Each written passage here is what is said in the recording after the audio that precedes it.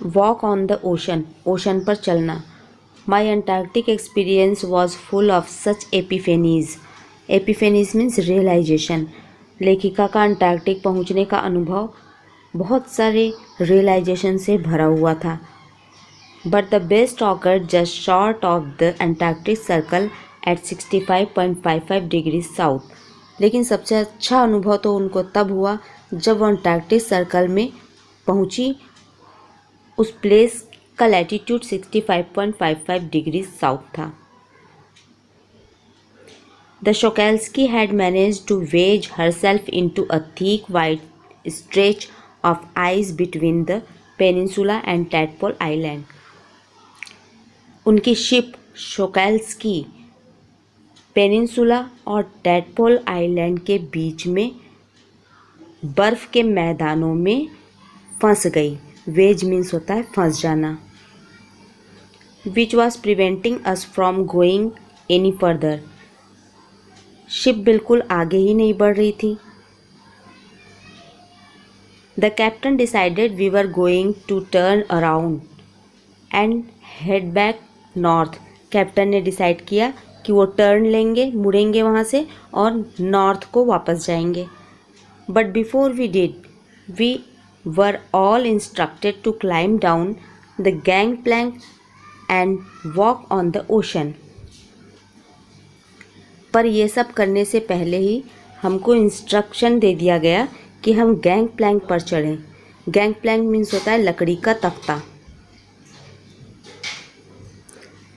And walk on the ocean, और ocean पर चलें मीन्स बर्फ़ पर चलें। So there we were all 52 of us. हम लोग 52 लोग थे। किटेड आउट इन, पूरे सामान के साथ बाहर हुए। किट आउट मीन्स होता है सामान के साथ बाहर होना। इन गोरटैक्स, गोरटैक्स मीन्स होता है वाटरप्रूफ क्लोथ्स। एंड ग्लेयर्स, ग्लेयर्स मीन्स होता है लाइट। पूरा अपना सामान लिए, वाटरप्रूफ कपड़े पहने और लाइट पकड़े और बाहर निकले। Walking on a stark whiteness that seemed to spread out for ever.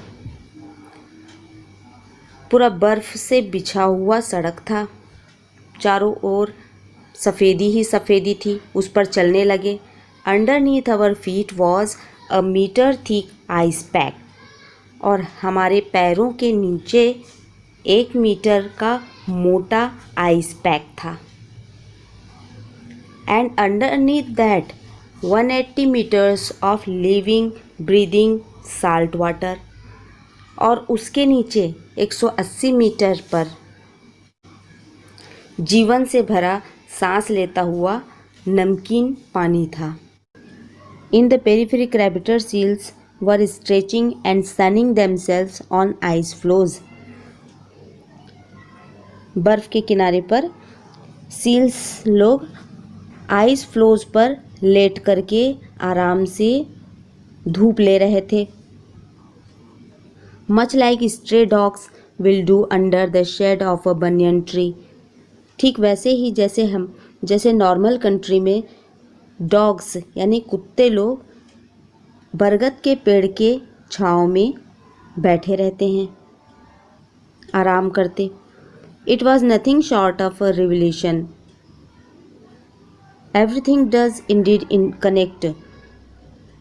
बहुत कुछ रिवील हुआ वहाँ पर, और सब कुछ एक दूसरे से कनेक्ट था।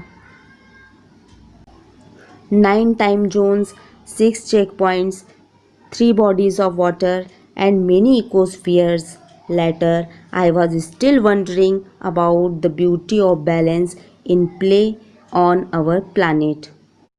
9 टाइम जोन, 6 चेक पॉइंट्स, बहुत सारी नदियाँ, सागर और बहुत सारे इकोस्फीयर को पार करने के बाद भी लेखिका को बहुत आश्चर्य हुआ ये देख कर कि हमारे प्लानेट में किस प्रकार से बैलेंस बना हुआ है, जबकि इतना अंतर है हर प्लेस में। कहीं पर बहुत गर्मी है, कहीं पर बहुत ठंडी है, उसके बाद भी कितना अच्छा बैलेंस बना हुआ है। ये सोच करके उनको बहुत आश्चर्य हुआ। How would it be if Antarctica were to become the warm place that it once used to be? वो सोचने लगी कि कैसा हो अगर अंटार्कटिका फिर से वार्म प्लेस मीन्स गर्म स्थान बन जाए पहले की तरह. Will we be around to see it? क्या हम होंगे उस समय ये सब देखने के लिए? और would we have gone the way of dinosaur, mammals and woolly rhinos?